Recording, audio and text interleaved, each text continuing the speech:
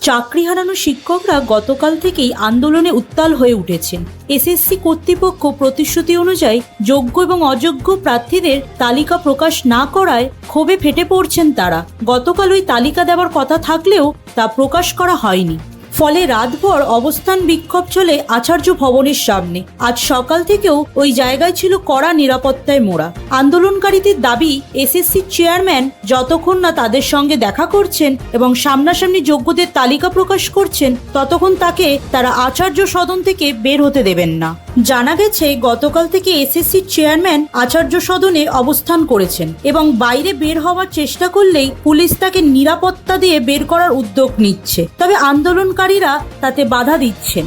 চাকরি হারানো শিক্ষকরা জানিয়েছেন, তারা শুধুমাত্র ন্যায় বিচার চাইছেন এবং যোগ্য প্রার্থীদের প্রতি অবিচার না হোক, সেটাই তাদের মূল দাবি। আর কতদিন চলবে এই আন্দোলন? কবে যোগ্য শিক্ষকরা ন্যায় বিচার পাবে? যে শিক্ষক সমাজ আমাদের ভবিষ্যৎ গড়ে তোলে, আজ তাদেরই যদি ন্যায় বিচার না মেলে, তবে কিসের উন্নয়ন? আমাদেরকে যে কথা দিয়েছিল 21 তারিখে ওএমআর পাবলিক এবং যোগ্যদের তালিকা দেওয়ার, সেটা এখনো কেন দিল না? সেই ঐক্যটাই আমরা চাইতে এসেছি। যতক্ষণ না দেবে ততক্ষণ আমরা এখানে থাকবো না। এবং আমরা এটাও বলতে চাই, সমাজে প্রত্যেকটা ব্যক্তি এবং আমাদের যারা ছাত্রছাত্রী, যাদেরকে আমরা প্রতিনিয়ত বিভিন্ন রকম সৎ পথে চলার জ্ঞান দিয়েছি, তারা যাতে আমাদের এই আন্দোলনের সপক্ষে আসে এবং আমাদের পাশে এসে দাঁড়ায়।